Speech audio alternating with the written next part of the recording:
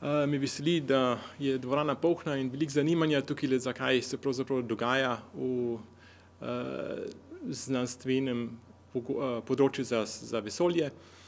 In bi rekel, da je tukaj tudi pomembno, da Evropa ima tudi svojo agencijo, podobno na Aziji, ki se imenuje European Space Agency, in tukaj bo tudi Slovenija se zdaj pridružila kmalu, je že 4 leta sodelovalna dežela in to pomeni, da ima že nekaj povezav, tako da lahko že skupaj projekte izvršimo, se bo pa to še veliko bolj pogostilo, ko bo enkrat Slovenija res član te agencije. Sliko, ki vidimo tukaj, je ta, kako izgleda kot ena roka, je pravzaprav ena meglica v vesolju, približno 17.000 svetlobnih let oddaljena od nas. In je ena slika, ki je pravzaprav šele lahko nastala v zadnjih 10 letih. Predtem nismo imeli naprave, s katerim bi lahko nekaj takega slikali. Kaj vidimo tu, je pravzaprav ena nevtronska zvezda in je pravzaprav tukaj lokalizirana. In ta nevtronska zvezda je rezultat ene supernove eksplozije, ki se je dogodila približno 1700 let nazaj. In pri tem dogodku nastane ena zvezda, ki je zelo zgoščena. Teža vseh ljudi na naši Zemlji danes bi bila ekvivalentna z enim volumen na te zvezde, ki bi bilo toliko veliko kot ena češnjica. To se pravi, to je zelo gosta materija in ta zvezda se dodatno zelo hitro vrti. 7-krat na sekundo se enkrat obrne okrog svoje osi in ima tudi en zelo močno magnetno polje, 15 milijardkrat večji kot pa ta na Zemlji. In ta polje, ki se tako hitro vrti, povzroči, da se ta plazma okrog te zvezde vrti in pred tem vrtenjem se tako zelo močno segreje in s tem ni vidna v vidni luči, ampak je vidna v rentgen žarkih. In to je bilo potrebno zgraditi naprave, ki so bili poslane v vesolje, da smo lahko to sploh opazovali. Kako pridemo do tega in zakaj je pravzaprav vroče vesolje tako pomembno? Večina materije, kot jo mi poznamo, to se pravi atomi, ki so zgrajeni iz protonov, nevtronov, pa elektronov in tako naprej, je pri zelo visoki temperaturi v vesolju. To govorimo o milijonih stopinj Celzija. Če se pogledamo tukaj naš Sonce, kot ga mi vidimo v vidni luči, potem je ta površina, ki nam služi, da nam da luč na Zemlji, približno 5000 stopinj Celzija, 5500. Zato vidimo v glavnem, tudi naše oči vidijo v rumenem zelenem, to je pravzaprav tam, ki je najbolj svetil naš Sonce.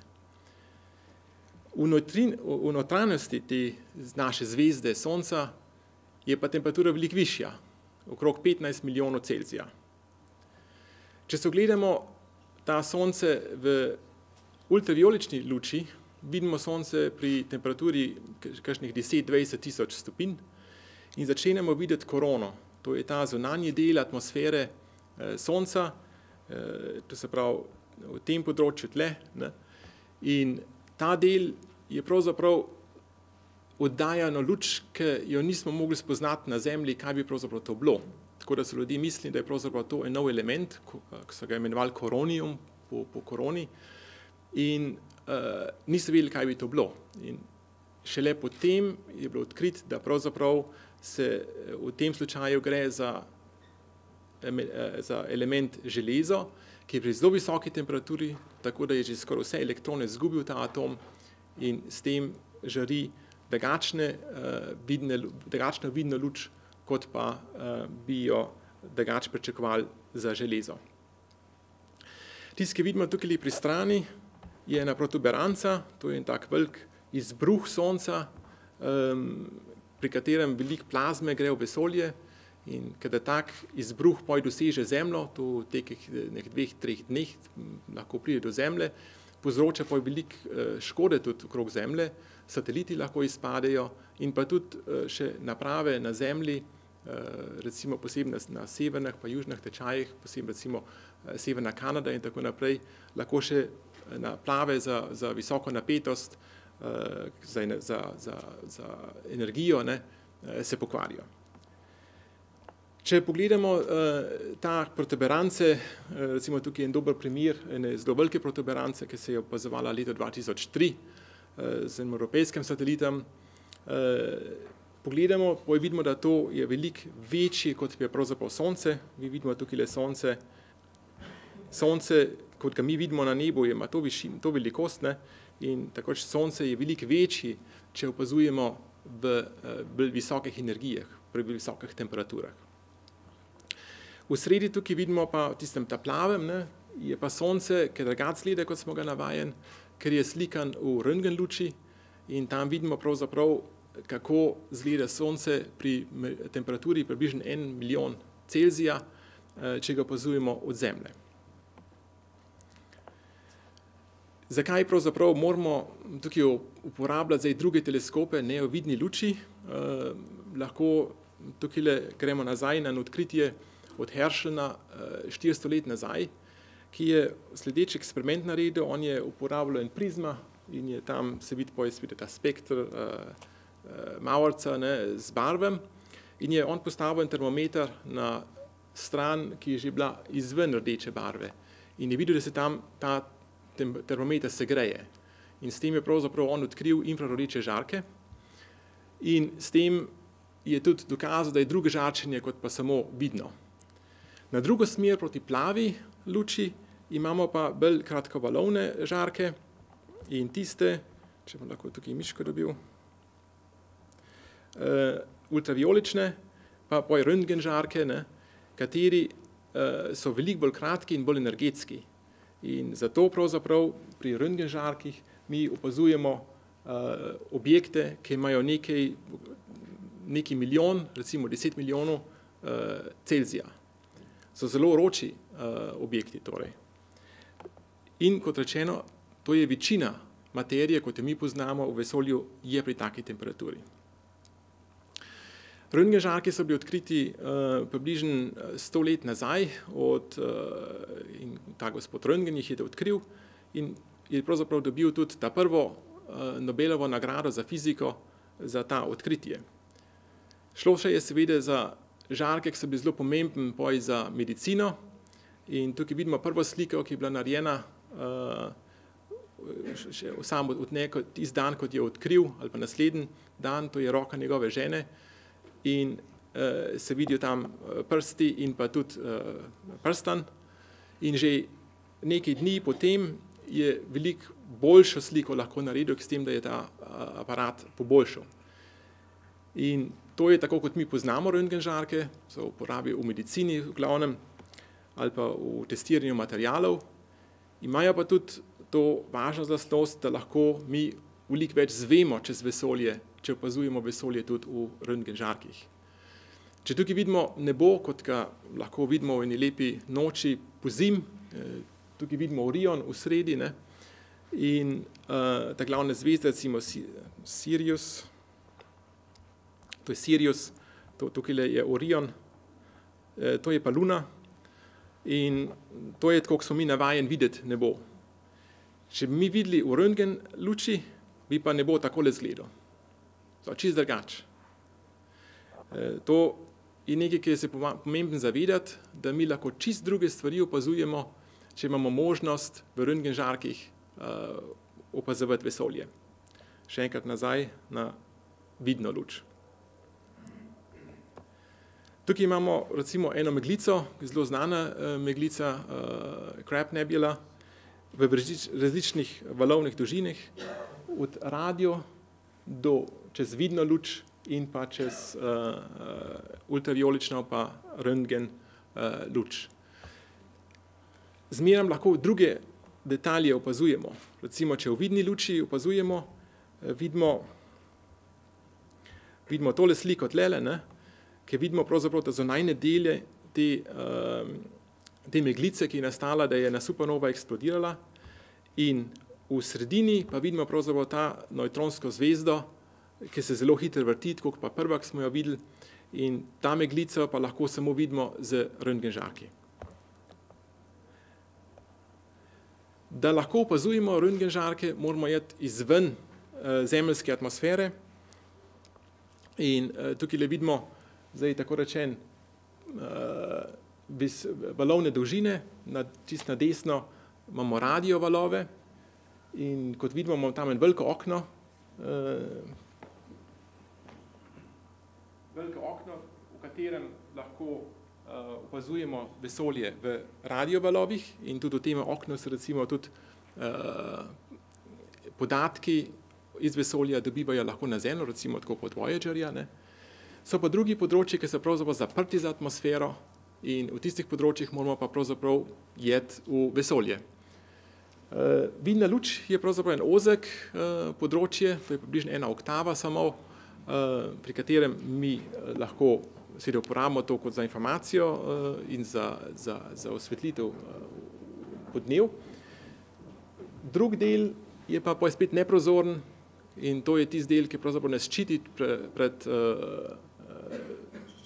pred žarkim vesolja in če ne bi bila atmosfera, bi pravzaprav površina Zemlje bila sterilna, ker ta žarčenje bi bilo zelo intenzivno in bi bilo pravzaprav nemogoče za življenje, da bi lahko nastalo na površini. Morebiti bi imeli kakšno življenje recimo v oceanih, ampak ne pa na površini Zemlje.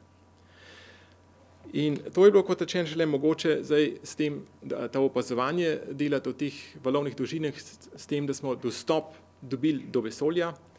In to je bilo pravzaprav v 60-ih letih, ko smo začeli kot človeštvo uporabljati rakete za raziskavo vesolja. To je prvo opazovanje žarčenja iz vesolja in pravzaprav je bil namen, da se bi merilo žarčenje od Lune. Mislim, da morebiti bo pa Luna, tako rečen, ki je osijana od Sonca, žarčenja od Sonca, pa je samo oddajala rentgen žarke.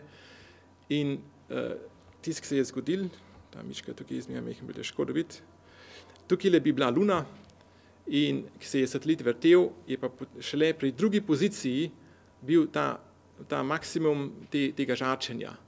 In pravzaprav s tem je bila odkrita ta prvi objekt bil odkrit v vesolju in to je SCO X-1. To je pravzaprav tudi ena nevtronska zvezda, ki je v bližini ene normalne zvezde in v tiste normalne zvezde srka materijo nase in ko pada noter v to nevtronsko zvezdo, se ta material segreje spet na milijone stopinj Celzija in zato oddaja zelo močno žarčenje, ampak ne v vidni luči v glavnem, ampak v glavnem v rentgen luči. 10 let potem je bil prvi teleskop, rentgen teleskop, poslan v vesolje in to je bil na Skylabu. To je pravzaprav en fringe benefit bil od Apollo programa, ki so poslali ta zgornji del rakete enkrat v vesolje, da je nastala prva postaja vesoljska in na tistoj so tudi montirali znanstvene aparate in med njimi tudi ta rentgen teleskop. S tem teleskopom je prvič nastala ena slika Sonca v rentgen luči. Tukaj vidimo prvič tako rečen korono v temperaturi okrog 2 milijona Celzija in s tem se lahko čist drugač vidi naš Sonce in veliko boljše razume, kako pravzaprav deluje naš Sonce.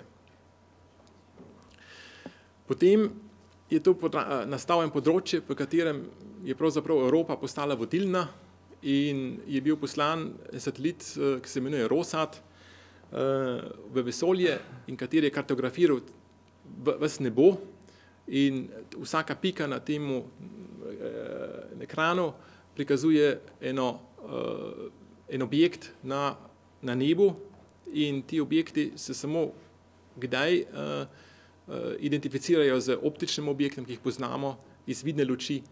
Veliko od njih se pa pravzaprav ne morajo identificirati z kakšnim objektom, ki ga smo poznali že prej. Da lahko to opazujemo na tankost, so potrebne nove optike in to so te optike za rentgen žarke In tukaj vidimo eno tako optiko, ki je še skozi v uporabi v vesolju na enem amerikanskem satelitu, to je Chandra. To je optika, ki je zgrajena iz enega posebnega stekla, ki ga delajo v Nemčiji, in to je pravzaprav zelo masivna optika, ki je narejena po tradicionalnih metodah, to se pravi je polirana kot pa normalna optika v kakšni kameri. Je zato tudi debela, približno 2 do 3 cm debela površina, da lahko to površino dosti točno drži v vesolju. Mi Evropejci imamo tudi en velik satelit, velik observatorij v vesolju, ki zdaj deluje, je znanstveno zelo uspešen satelit. Ta satelit se imenuje Newton in ta Newton pravzaprav glih toliko velik publikacij producira kot pa Hubble Space Telescope, ker opazuje vesolje v visoki temperaturi, milijonov stopinj Celzija, in ne pa v vidni luči, kot pa recimo Hubble ali pa naši teleskopi na Zemlji. Da je ta teleskop tako uspešen, je bil pomemben razviti eno novo optiko. Ta optika je grajena iz niklena, to je en metal. In 3 taki teleskopi, kot jih vidimo tukaj, so na tem Newtonu gor. Vsi skupaj približno tehtajo kot pa en avto, malo več kot 1 tona. In s tem ima tudi ta satelit največjo površino, da lahko sprejme pravzaprav tudi objekte, ki so zelo oddaljeni od Zemlje. In tisto, ki je še bolj pomembno, je, da ima dosti fotonov, ki zbira, da lahko tudi s tem delamo spektrografijo in s tem lahko pravzaprav analiziramo to luč, ki jo dobimo od tam. En primer tukaj, to je karta neba, in 400 let nazaj je Kepler odkril eno supernovo, eno zvezdo, ki je na novo nastala, tako še ima to ena večernica, ki je naenkrat postala na nebu. In ta zvezda je bila ena supernova eksplozija in to je zadnja supernova eksplozija, ki je opazovalo človeštvo. To se pravi, so zelo redki primeri tega posebnega dogodka.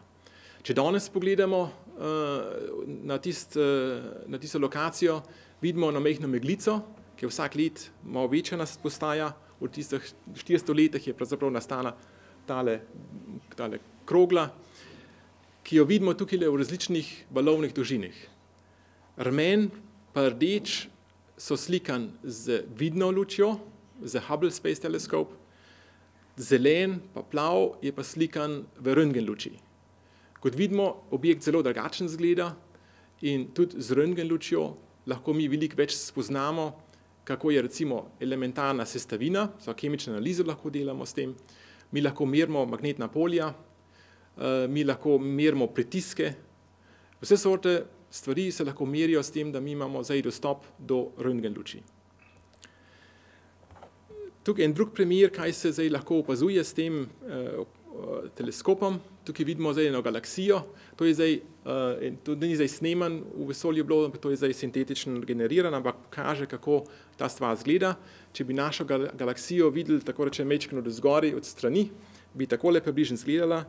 In če zdaj mi bi potovali tukaj noter proti jedru te galaksije, bi lahko videli sledeče. Prvo vidimo galaksijo, zdaj letimo mi noter proti temu jedru, ki ga ne moramo videti v vidni luči, ker ta materija vse to absorbira in jo ne vidimo, ne pride do Zemlje. V röntgen luči pa ta materija lahko skozi gre. Prav jedro te galaksije, naše galaksije, je pa ena pošast in to je ena velikanska črna luknja, v katero pravzaprav prihaja noter materija od drugih zvezd, ki so v bližini, ki padajo noter v to črno luknjo. Ta črna luknja ima težo nekaj milijon zvezd, to je v zgodovini seveda že akumulirala in ta črna luknja zmeraj večja postaja. To je zelo daleč oddaljen od nas, seveda, 30.000 svetlobnih let in je pa zelo pomemben za zgodovino naše galaksije. In ta del astrofizike, to high energy astrophysics, je pravzaprav nekaj novega, ki imamo šele dostop katerih 20 let, da lahko spoznamo bolj točen, kako vesolje deluje. En teleskop, ki smo mi poslali v vesolje, European Space Agency, to se pravi mi vsi skupaj, Pred nekaj leti je Planck pa opazuje pravzaprav vesolje v zelo hladnem stanju, kot je danes. To je zdaj ta karta, ki je nastala z tem Plankom in prikazuje nebo, če gledamo vse smeri in vidimo, da je pravzaprav ta prasevanje zelo enakomerno. To je približno 3 stopinje nad absolutno ničlo, so 3 Kelvine približno. In to je temperatura vesolja, v kjerokoli smer gledamo. Ne bomo videli nižje temperature kot to. Je pa to temperatura, ki jo danes vidimo, ker se vesolje širi. Ko je to nastalo, to žarčenje, je bilo vesolje pri visoki temperaturi. Je bilo v milijonih stopinj Celzija in to je bilo pri nekaj po prapoku, kot vidimo tukaj naslikano, čisto na levi strani imamo prapok in poj približno se je zelo hitro širilo ta vesolje in s tem hladilo in po 400 tisoč letih je temperatura se tako znižala, da je lahko te elektrone absorbirali v atome. Prej je vse samo plazma bila in v plazmi se luč ne more širiti in pred 400 tisoč letih, to je približno v primerju z vesoljsko starost, če primerjamo to mojo starost, da bi jaz bil toliko star kot vesolje danes, bi to pomenilo takrat, ko sem jaz bil en dan star. To se pravi, ker je zelo mlado vesolje je bilo pri temperaturi nekaj 1000 stopinj Celzija, temperatura se je dosti znižala, da so lahko elektroni bili ugrabljeni od protonov. Potem je pa ta temni čas bil potem kakšnih 300 do 400 milijonov let, ker pravzaprav so obstajali samo posamezni atomi in ker so bili vroči, ampak se niso še mogli družiti. So bili potrebni približno 300 do 400 milijonov let, da so se ti atomi dosti združili, da so nastale prve zvezde. In takrat so že spet nastali, tako rečen, področja, ker so imeli spet visoko temperaturo in potem se je pa tako rečen razvoj vesolja še naprej delovalo s tem, da se je strukturirala ta materija v te galaksije, pa te klastrov galaksij, kot jih opazujemo danes. Ena slika kot ta je tudi čisto nova fizika, ta astrofizika, naš spoznanje vesolja in bi lahko recimo čez to seveda veliko več še povedali, recimo eno stvar samo še, da vesolje se je širilo kot ena eksplozija po temu prapolku in mišljenje pred 20 leti je bilo, da bo ta širjenje se poj zmanjšalo in se pravzaprav invertiralo, da bo spet vse skupaj padlo v da bi nov prapolk nastal, tako rečen. In tisto, ki pa danes vemo, je, da je približno pred 7 milijard let ta širjenje ne samo, da se je zaustavljalo, ampak da se je začel hitrejše ratvati. So danes se širi vesolje zmeraj hitrš in to je s tem bilo tako rečen bila odkrita ta temna energija, ki mislimo, da je odgovorna za ta proces. Ta tehnološki razvoj, ki nam omogoča ta študij vesolja, je zelo hiter. Če pogledamo zdaj od odkritja prvega teleskopa, ki je Galileo zgradil, pa Hubble Space Teleskop, ki imamo danes v uporabi v vesolju, imamo približno 400 let vmes. In v teh 400 letih je bila ta občutljivost te naprave izboljšana za 100 milijonokrat. To je zelo signifikativno. Če pogledamo primer v röntgenoptiki, potem vidimo tukaj na levo optike, ki so letele na Skylabu in vidimo na desno optike, ki letijo sedaj v vesolju na Newtonu. Samo manj kot 40 let je vmes in vseeno je bil isti izboljšek, 100 milijonokrat boljša optika, kot smo imeli pred 40 leti. Danes še naprej delujemo na temo. In kot rečen, to je en področje, ki je Evropa vodilna za zadnjih 20 let in imamo tukaj tiste optike, čisto na levo optiko Chandre, pa imamo optiko Newtona In tista novost, ki jo zdaj razvijamo, je pa pravzaprav ta Silicon Pore Optics. Če bom jaz spet tukaj, ki jo vidimo na tej sliki tlele, ne. To je čisto nova optika, ki uporablja tehnologijo elektronske industrije in tako omogoča ustvarjanje ene nove optike, ki ne bi bila mogoče zaradi stroškov za take uporabe. Tukaj lahko mi uporabljamo vse te investicije, ki je elektronska industrija naredila v zadnjih letih, to se pa govorimo tukaj o veliko milijard evrov, in lahko s tem gradimo na optiko s tistim sredstvom, ki so nam na razpolago. Ta optika je baza za novo misijo, ki upamo, da bo v Evropi zgrajena v naslednjih 10-20 let. O tem, ko smo že slišali, časi so zelo dolgi, tukaj le zmeram en grajenega satelita, ko je enkrat že odločen, da se bo gradil, traja okrog 10 let, preden se lahko v vesolje pošle. In to pomeni, da moramo zdaj imeti optike na razpolago za kakšno misijo, ki bi jih hoteli mi, recimo čez 10 let poslati v vesolje. In s to novo optiko jih hočemo raziskovati naprej vesolje in recimo tudi študirati take objekte kot črne luknje v veliko boljšem detalju, kot smo lahko naredili do zdaj. Hvala.